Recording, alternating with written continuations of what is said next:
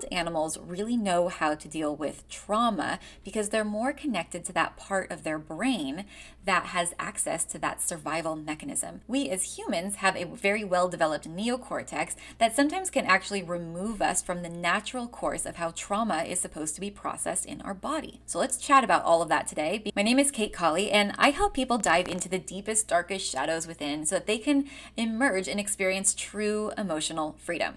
So trauma. There are many different forms of trauma. You might be thinking of trauma as physical trauma, but there's very covert forms of trauma as well that can kind of slide under the surface that we don't even recognize. A lot of this has to do with emotional abuse, emotional manipulation, and really anything that you experience, especially early in childhood between the ages of 0 and 7, that feels emotionally overwhelming to the point that you think or feel that you have no other choice other than to go into a trauma response.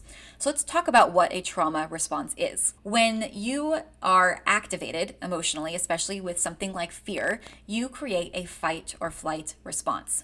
A lot of people know this. It's when your body generates energy so that you can fight the attack or run away from the attack. But what happens if your nervous system deems it absolutely impossible to fight or flight and you're absolutely stuck? That's when trauma sets in. That's the freeze response. So your body produces all of this energy to fight or flight. And instead of fighting or flighting, it kind of locks and freezes that energy, and it actually accepts death at that point. Now, this is true for physical trauma and emotional trauma, because at a reptilian brain level, at the very core of our animalistic brain, it doesn't determine whether it's a physical threat or an emotional threat. It processes it all in the same way. At the moment when trauma sets in, it's almost like time gets frozen. So you can imagine that a child is learning and growing, and their nervous system wants to expand into the full capacity of who they are.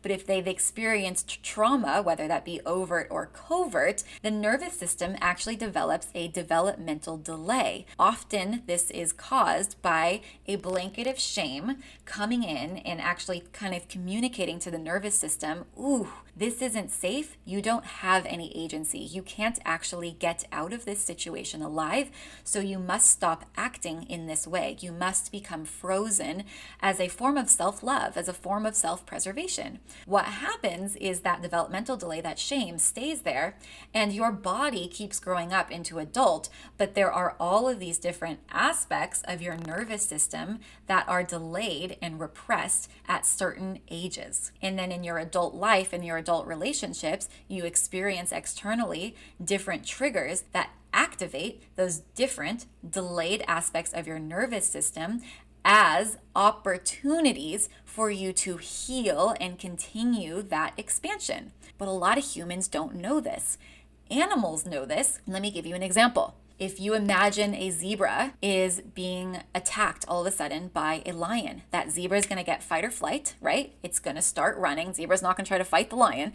The zebra is going to start running, and it does this from that energy that is produced in its body. It's wildly useful. Let's say that the lion catches up with the zebra, it grabs its neck, and the zebra knows at that point, I'm going to die. There's no use. It's powerlessness. It's futile at that point for the zebra to continue to produce fight or flight. So the nervous system of the zebra will lock down into trauma, into freeze mode, to self-preserve, to not feel pain, and to go into kind of a reclusion within itself. It accepts death. Now, let's say that for whatever reason, we don't know why, but the lion decides, oh, I'm not hungry anymore, and the lion, let's say, leaves, and the zebra is still alive.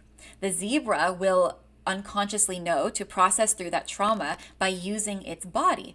So you might see the zebra kind of get up and shake and kick up its legs, and it might do this for an hour or a really long time. And what it's actually doing is it's leaving that freeze state and it's reassociating back into the body.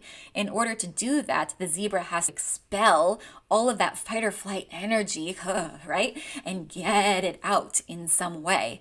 If the zebra does not do that, then that fight or flight energy remains locked in the zebra's nervous system for the rest of its life, and it will inhibit the zebra's capacity to be a zebra. Okay, let's take this into the human realm now that we know about the zebras. In the human realm, we experience trauma even in little ways, even if it's just a little bit of emotional abuse or a little bit of emotional manipulation, enough throughout the course of your childhood life. If it repeats enough, your nervous system might kick in and say, I feel powerless. There's nothing I can do to remove myself from the pain of this situation. And so it locks up and it gets frozen. And then you live your adult life with those aspects of your frozen nervous system.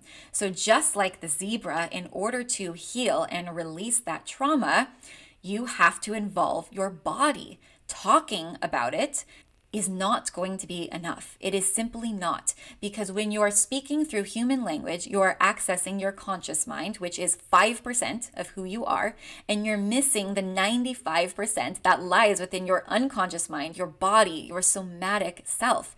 You have to tap into your somatic self. Soma or somatic meaning body.